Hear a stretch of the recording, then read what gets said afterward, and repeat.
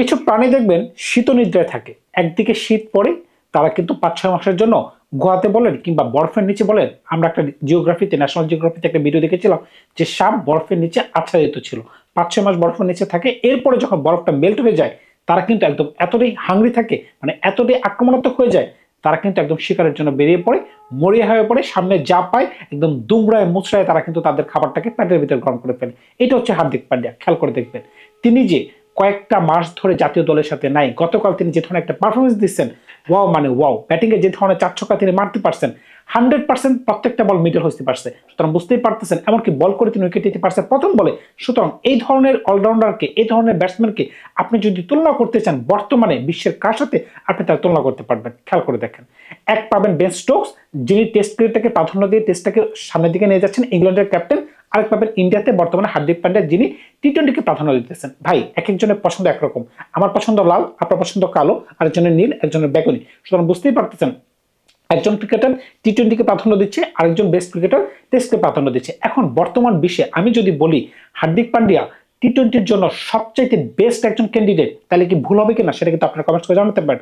আবার কিন্তু আপনি যদি সেম ক্যাটাগরিতে যান, টেস্টের ক্যাটাগরিতে যান, তাহলে কিন্তু হার্দিক পান্ডিয়া কিন্তু আবার বেস্ট হতে পারবে না। কারণ কি, তিনি কিন্তু ইরেগুলার, এমনকি তিনি এত ভালো বল করতে পারেন না। কারণটা কি, এখানে লেংদি স্পেল করতে হয়, আপনাকে আবার ধরে সরে খেলতে হয়, যেটা কিন্তু বেন স্টোকস করতে পারতেছেন। হ্যাঁ, বেন স্টোকস যে অ্যাটাকিং ক্রিকেট খেলতে পারে না বিষয়টা কিন্তু এরকম না, তিনি কিন্তু অ্যাটাকিং ক্রিকেটও খেলতে পারেন, আবার কিন্তু ধরে সরে খেলতে পারেন।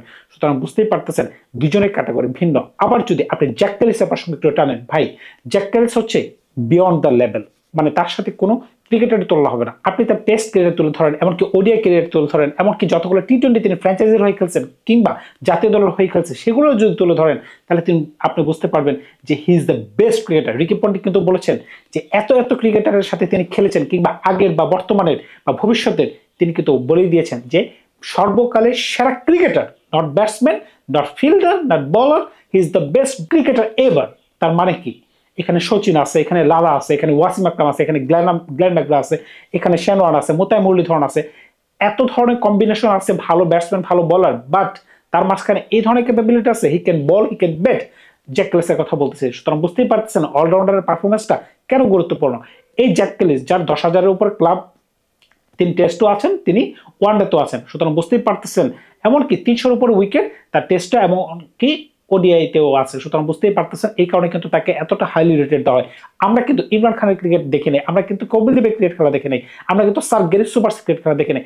তারাও কিন্তু তাদের সময়কালে অত্যন্ত গুণমানের ক্রিকেটার ছিলেন। সুতরাং বুঝতেই পারতেছেন ইমরান খান যেভাবে পাকিস্তান টিমকে লিড করে গেছেন, সামনে থেকে তিনি বল করতেন, নিচে থেকে তিনি রান করতে পারতেন, ওয়াও মানে ওয়াও। ওয়াসিম আকরাম এত বড় মানের প্লেয়ার, তিনি কিন্তু অকপটে স্বীকার করতে বাধ্য হয়েছেন যে আমরা কিন্তু তার থেকে দীক্ষা নিতাম, যে তিনি কিভাবে বলটা করতে পারতেন, কিভাবে শরীরকে মেনটেন করতে হবে, কিভাবে ভালো বোলিং করতে হবে। সুতরাং বুঝতেই পারতেছেন পেস বোলিং অলরাউন্ডারটা কিন্তু একটা স্কিল। আপনি শরীরটাকে কিভাবে ব্যালেন্স রাখবেন, এখানে কিন্তু হার্দিক পান্ডিয়া প্রশংসা না করলে না হয়। তিনি যেভাবে গতকালকে 4 ছক্কা মারছেন, এতদিন পরে দলের মাঝখানে এসে অনেকে কিন্তু ডাউটফুল ছিল হার্দিক কি পারবে, হার্দিকে অ্যাডজাস্টমেন্ট করতে পারবে। আপনি কিন্তু খেয়াল করে দেখেন গতকাল যে পিচটা ছিল, এটা কিন্তু মোটামুটি একটু আফ্রিকান টাইপ স্টাইলের পিচ ছিল, যদিও আফ্রিকানটা একদম ধরাশায়িত হয়ে গেছে কোন অ্যাঙ্গেলে, কারণ কি তারা সুন্দর মতো ব্যাটিং করতে পারে নাই। আমরা প্রথমে যে ধরনের বোলিং তাদের থেকে দেখছি, যে দু একটা উইকেট পড়ছে, সূর্যকুমার যাদব বলেন কিংবা শুভন গিলের উইকেট দুটো দেখেন, তারা কিন্তু একদম গুড লেন্থে বল করছে। গুড লেন্থে বল করার পরে যখন আপার শট খেলতে গেছে, মানে স্ট্রেট ফরওয়ার্ড শট খেলতে গেছে, কিন্তু বল এক্সট্রা বাউন্সের কারণে কিন্তু তারা কিন্তু ওই ধরনের শট এত সুন্দর করে খেলতে পারে না। সুতরাং বুঝতেই পারতেছেন এই ধরনের পিচে যখন হার্দিক পান্ডিয়া ব্যাটিং করলেন, দুর্দান্ত মানে দুর্দান্ত। সুতরাং বুঝতেই পারতেছেন তার স্কিল নিয়ে যদি আপনারা প্রশ্ন করেন বা আমি প্রশ্ন করি, তাহলে কিন্তু হচ্ছেই না। সুতরাং এখন যদি আপনি ইদানিংকালে অন্য কোনো প্লেয়ারের সাথে যদি আপনি তুলনা করেন, তাহলেও কিন্তু হচ্ছে। আপনি খেয়াল করে থাকেন শেন ওয়াটসন, তিনিও কিন্তু একজন ভালো অলরাউন্ডার ছিলেন, কিন্তু তার কেরিয়ারে তিনি ওই ধরনের কিন্তু ইফেক্টিভ তিনি ছিলেন না। কিন্তু আপনি যদি আবার ইংল্যান্ডের আপনি তার সাথে যাচ্ছেন Andrew Flintoff, he is my one of the most favourite cricketer. কারণটা কি, 2005 সালে এসে যে তিনি যে ধরনের বোলিং করছেন ভাই, যে ধরনের ব্যাটিং করছেন দুর্দান্ত, বিশেষ করে বলাতে তিনি যে ধরনের ধরাশায়িত করছেন অস্ট্রেলিয়াকে। সুতরাং বুঝতেই পারছেন এই ধরনের মেমোরি কিন্তু যাবে না। আপনি 2024 সালের ফাইনালে আপনি দেখেন হার্দিক পান্ডিয়া যেভাবে সাউথ আফ্রিকাকে ধরাশায়িত করছেন, যেভাবেই হোক, হইতে পারে একটা সিলি বল ছিল, কিন্তু ওই সিলি বলের কারণে যে আপনি উইকেট নিতে পারছেন 16তম ওভার থেকে কিন্তু খেলাটা মোমেন্টাম করে গেছে। যখন হার্দিক পান্ডিয়া হাতে বল আসছিল 16তম ওভার এমনকি 18তম ওভার, এই দুটো ওভারের কারণে কিন্তু মূলত ইন্ডিয়া কিন্তু 2024 বিশ্বকাপে জয় পাইছিল। এটা একটা আমার মেমোরিতে ছিল। তার তো অসংখ্য এই ধরনের পারফরমেন্স আছে যেগুলো আপনি গুণে শেষ করতে পারবেন না। সুতরাং বুঝতেই পারতেছেন বড় ম্যাচের প্লেয়ার কিন্তু সে। এমনকি তিনি কিন্তু বাইবন লিডারও। কেন আমি বলতেছি, তিনি কিন্তু লিড করার মতো ক্ষমতা কিন্তু রাখেন। যে কোনো কারণে হয়তোবা তিনি ভারতের হয়ে ক্যাপ্টেন্সিটা পান নাই, কিন্তু অলমোস্ট কিন্তু তিনি পেয়ে গেছিলেন। কেন যে তাকে দেওয়া হয় না সেটা কিন্তু আমি বুঝতে পারতেছি না। আবার আরেকজন প্লেয়ার ছিল কিন্তু পাকিস্তানের আব্দুল রাজ্জাক, মনে পড়ে কি তার কথা? তিনি কিন্তু ড্যাশিং একজন ব্যাটসম্যান ছিলেন। 6 নম্বরে বা 7 নম্বরে নেমে তিনি যে ধরনের বিধ্বংসী ব্যাটিং করতে পারতেন, আমরা যখন রাইজিং ছিলাম, মানে রাইজিং বলতে কি আমরা যখন কিশোর থেকে যৌবনে পা দিব তখন কিন্তু তিনি এই ধরনের ব্যাটিং করতেন। মানে ওয়াও ছিলেন। কারণটা কি, তৎকালীন সময় কিন্তু গ্লেন ম্যাকগ্রা ছিলেন, ওয়াসিম আকরাম ছিল পাকিস্তানি ছিলেন, বা বিশ্বের নামি দামি বলারদের মাঝখানে শানওয়ান ছিলেন, মোতায়েম মৌলুধরন ছিলেন, বা বিশ্বের অন্যান্য যে দ্রুতগামী বলার ছিলেন অ্যালান ডোলান বলেন, তাদের সবাইকে কিন্তু এই ধরনের ব্যাটসম্যান, বিশেষ করে আব্দুল রাজ্জাক যে ধরনের হিট করতো, মারাত্মক মানে মারাত্মক। গতকালকে কিন্তু আমি সেম গ্লিপসটাই দেখতে পেলাম তার ব্যাটিংয়ে। মানে প্রত্যেকটা বল এমনভাবে তিনি খেলতেছেন যে আপনাকে চিন্তা করার কোনো মানেই নেই যে বলটা বাউন্ডারি বাইরে যাবে বা স্ট্রেটে মারতেছে, বাউন্স খেয়ে ফিল্ডার ধরার কোনো সুযোগ নাই। তার মানে কি, তার ব্যাটে এই ধরনের পাওয়ার আছে, তার শরীরে এই ধরনের স্ট্রেংথ আছে, এমনকি তার ভিতরে এই ধরনের কনফিডেন্স আছে যে আমি এতদিন ধরে দলের সাথে যুক্ত নাই। এর মাঝখানে কিন্তু ভারত টেস্ট খেললো, ওডিআই ম্যাচ খেললো, 2-3টা সিরিজ চলে গেছে, কিন্তু হার্দিক পান্ডিয়া কিন্তু দলের সাথে যুক্ত নাই।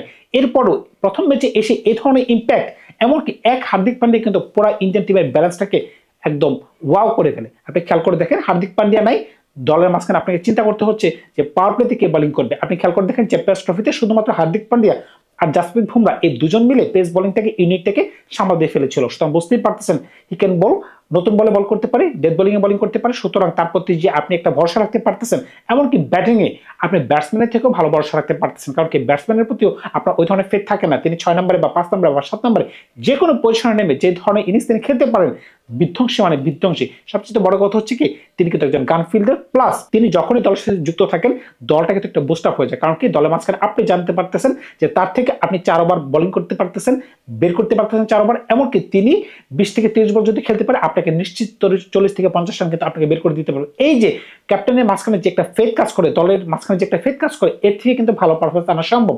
বাংলাদেশের যদিও এই ধরনের ক্রিকেটার ছিল না, কিন্তু আমাদের সাকিব আল হাসান, তার প্রসঙ্গ না টানলে না হচ্ছে। কারণ কি, যেহেতু আমরা বাংলাদেশি মানুষ, আমরা যদি সাকিবের একটু গুণগান না গাই, কিভাবে না গাইবো ভাই? দেখেন তিনি বাংলাদেশের হয়ে যে ধরনের পারফরমেন্স দিচ্ছেন, ব্যাটাতে বলেন বলাতে বলেন, দুর্দান্ত মানে দুর্দান্ত। অ্যাজ এ ক্যাপ্টেন হয়তো বা তার আন্ডারে বা বাংলাদেশের আন্ডারে ওই ধরনের কোনো বড় ধরনের কোনো ঝুলি নাই, যেমন টি20 বিশ্বকাপ বলেন, 50 ওভারের বিশ্বকাপ বলেন, কিন্তু তিনি as a person, as a human being, আপনি ওইগুলো বাদ দেন, তার রাজনীতি বাদ দেন, তার বেয়াদবি আচরণ বাদ দেন, কিন্তু অ্যাজ এ প্লেয়ার তিনি যে ধরনের আচরণ করছেন, মানে যে ধরনের খেলা খেলছেন, এটা কিন্তু নিঃসন্দেহে প্রশংসনীয় ভাই। কারণ কি, তিনি ব্যাটাতে যেভাবে রান করতে পারতেন, তিনি যেভাবে তিনি বল হাতে বিপক্ষ দলকে ধরাশায়িত করতে পারতেন যে কোনো জায়গায়, বিশেষ করে 2019 বিশ্বকাপে তিনি যে ধরনের ব্যাটিং করতে পারতেন, ব্যাটাতে দুর্দান্ত মানে দুর্দান্ত। সুতরাং বুঝতেই পারতেছেন অলরাউন্ডার হিসেবে কিন্তু বাংলাদেশের গর্ব কিন্তু সাকিব আল হাসান। আমি কিন্তু মনে করেন চাই তিনি যেন বাংলাদেশের হয়ে লাস্ট একটা বার হলেও যেন তিনি খেলতে পারেন।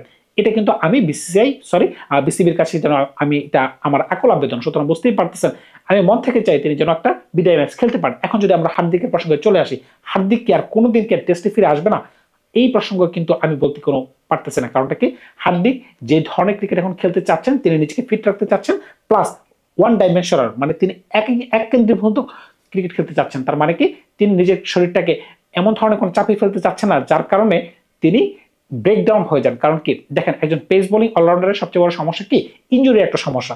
একজন বলার যদি ইনজুরিতে পড়ে যায়, তখন কিন্তু এটা হচ্ছে সবচেয়ে ডেঞ্জার একটা বিষয়। তখন কিন্তু তার রিদম নষ্ট হয়ে যাবে, প্লাস এই যে একটা ঝড় আপনি দেখতে পাইছেন বা বলিং করে সাথে সাথে তিনি ইম্প্যাক্ট রাখতে পারছেন, ওই ধরনের ইম্প্যাক্ট কিন্তু তার খেলায় আপনি দেখতে পাবেন না যদি তাকে পুশ করেন যে আপনাকে রেড বল খেলতে হবে। হ্যাঁ, কথা আছে, যেহেতু আবার 2027 বিশ্বকাপ সাউথ আফ্রিকাতে খেলা, ওইখানে কিন্তু হয়তো বা আমরা আবার দেখতে পাবো তাকে 50 ওভারের ক্রিকেটে। কারণ কি, ওই কন্ডিশনটা তার জন্য স্যুট করতে পারে। কারণ কি, ওইখানে এতটা গরম পড়ে না, তার জন্য 6 থেকে 7 ওভার বের করাটা একটু ইজি হয়ে যাবে। তখন কিন্তু তাকে সঙ্গ দেওয়ার জন্য অন্যান্য অলরাউন্ডার যারা ওয়াশিংটন সুন্দর আছে, অক্ষর পটেল আছে, তারা কিন্তু 3 থেকে 4 ওভার যখন তাকে ব্যাকআপ দিবে, তখন কিন্তু তার 6 থেকে 7 ওভারটা কিন্তু ইন্ডিয়ার জন্য একটা প্লাস পয়েন্ট হয়ে যাবে। সুতরাং বুঝতেই পারতেছেন এই অলরাউন্ডার যে ভারতকে বড় ধরনের কিছু নিয়ে আসতে পারে, তার জন্য কিন্তু ভারত কিন্তু মানে সবসময় কিন্তু স্বীকার করতে হবে যে হার্দিক পান্ডিয়া তাদের জন্য একজন মঙ্গলদয়ী বা মঙ্গলকারী একজন প্লেয়ার। সুতরাং বুঝতেই পারতেছেন তার মতো প্লেয়ার যে বর্তমান বিশ্বে খুবই কম। মানে বর্তমানে কারেন্ট যারা খেলতেছে, যদি আপনি তুলনা করতে যান, এক বেন স্টোকস পাবেন যে কিনা টেস্টে ভালো খেলতে পারতেছেন, এক হচ্ছে হার্দিক পান্ডিয়া যে কিনা টি20 ভালো খেলতে পারতেছেন। এছাড়া অন্য কোনো অলরাউন্ডার কিন্তু আমার এখন চোখে পড়তেছে না। ধন্যবাদ সবাইকে, ভালো থাকবে আপনার। নতুন কোনো গল্পে খুব শীঘ্রই হাজির হবো আপনাদের সাথে।